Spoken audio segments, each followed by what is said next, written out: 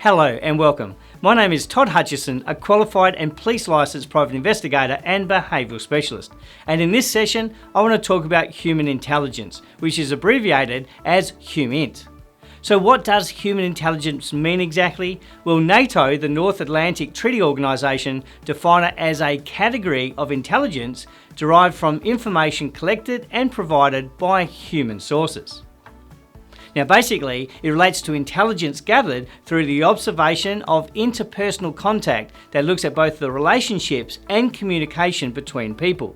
We're talking about cultural differences, body language, verbal and non-verbal communications, culture, society norms, religious practices, values, and even allowing the identification of a person's origin. Do you think that's important? Well, think of the context of an intelligence operative who has infiltrated a country looking like one of their citizens, but through their own gestures, they give away their true identity. Now, this can literally mean life or death for them. Even for a less life-threatening case of the covert private investigator, their identity being exposed can limit their ability to get an assignment done. Have you ever watched the movie Donnie Brasco starring Johnny Depp and Hutchison? This is highly recommended as it was based on a true story of FBI agent Joseph D. Pistone, who infiltrated an important New York mafia family that arguably impacted the stronghold the mafia had in America at the time. He almost was given the honour of being a made man before the FBI blew his cover, often referred to as a wise guy or a man of honour or a mafioso, being a person officially inducted to the mafia family. He was so covert that when the FBI went to get him out, because he ultimately, I think, became more aligned to what they were doing and became more on their side of the fence, that the FBI had to get him out. And so much so that they actually went in and advised the mafia family that he was actually an FBI agent. And as the story went, he had to actually show photos of the person going through the FBI Academy before they started to believe he was real. Then they obviously contacted him and said, "You can't go back now, your cover has been blown." Just imagine that. But in the movie, it goes about explaining how he had to keep that covert element happening, and if he made a mistake, how he could have easily died. Another example given by the former FBI agent Joe Navarro in a Wired interview talked about a spy operating in the USA who was videographed coming out of a flower shop, and the way he held the flowers gave him away. See, in the Western world, we tend to hold the stem of the bunch of flowers upright. But in Europe, we actually hold it the other way. So therefore, by holding the flowers the wrong way, gave him away that he was not American. Now, another example of this is in the movie Inglourious Basterds that was about a British spies operating in Germany during World War II. When the British spy disguised himself as a German officer and he ordered 3 glasses of champagne, he went like this, as we do in countries like America, Australia, etc. However, the Germans start with number 1 being the thumb. So he should have actually said this. But because he actually did it another way, that gave him away and of course led to his death. Now, to understand these factors, you have to know more about the customs of the differences between cultures and the meaning of even hand gestures. For example, the AOK means okay in certain countries, but it's actually offensive in other countries like Brazil, Turkey and France. Actually, in more recent years, it had become a symbol of white power, or in Afghanistan, it may represent the evil eye. So you can see the major differences. The 2-finger V for victory gesture was traced back to World War II against the Germans, and in the 60s, it became a peace sign. Or in Asia, a lot of symbol of cuteness as they're doing that in terms of taking selfies.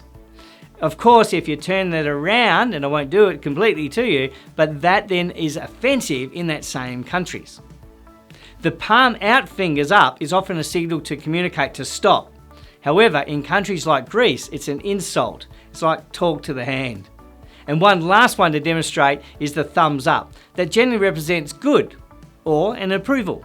Turn the other way, bad or disapproval. However, in some countries like West Africa or the Middle East, it can mean up yours or sit on this. Other words, not so good. Interestingly, it is used in scuba diving as a universal signal to go upward or topside.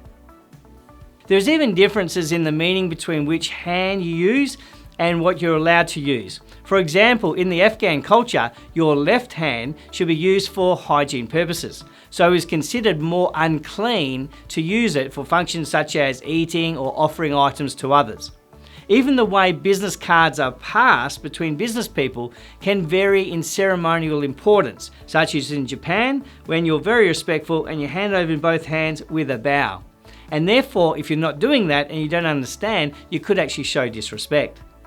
You know, there are so many nuances between cultures, from their celebrated days, their religious days, and social practices. How we stand, for example, one country like America, we might stand more on one foot than the other, whereas in European, they might be balanced between the 2 feet. But also how we sit, how we move, can all give away vital information on the subjects under observation. How we even touch, who we touch, and even gestures between people can give away meanings, such as who are the leaders. That's why they say in the military during war, don't salute me, Corporal, I'm an officer, they'll know who to shoot. But I remember one day going in and shaking people's hands, and as I put my hand out to the female's hand, she actually didn't move. I was in a very awkward position. I was actually ignorant at the time until someone said to me, you're not allowed to touch our women. So you can see that if I was better educated, if I knew better going in there, I wouldn't have actually potentially insulted people or embarrassed myself. With my own PhD studies in behavioural sciences, I'm fascinated with some of the facial expressions that are part of being a human being, that are so universal we cannot easily override them, such as the eye movement on being shocked. So the study of human intelligence can give insight into cultural influences, political and diplomatic influences, to indicate respectful and non-respectful gestures, and most important to the intelligence community, to give insights to likely future actions, behaviours and responses. This is such a big area that we have not even covered complex components such as language. Now, I remember talking to a friend about the limits of the English language, and the word love particularly, where we use the word love for mother, love for wife, love for daughter, love for ice cream, love for dog. We have that one word, and it's very different when you look at the context we put it in. Whereas, as I understand it, there are 11 words for love in the Arabic language. Generally, human intelligence agents use their skills for things like participating in human intelligence operations, analysing human actions, behaviour and data, screening human intelligence sources and documents, defining and interrogating human intelligence sources, predicting actions and behaviours of individuals and groups, and preparing intelligence reports. Now, you may be wondering which skills and experiences that you could develop that would make you more attractive to become a human intelligence agent.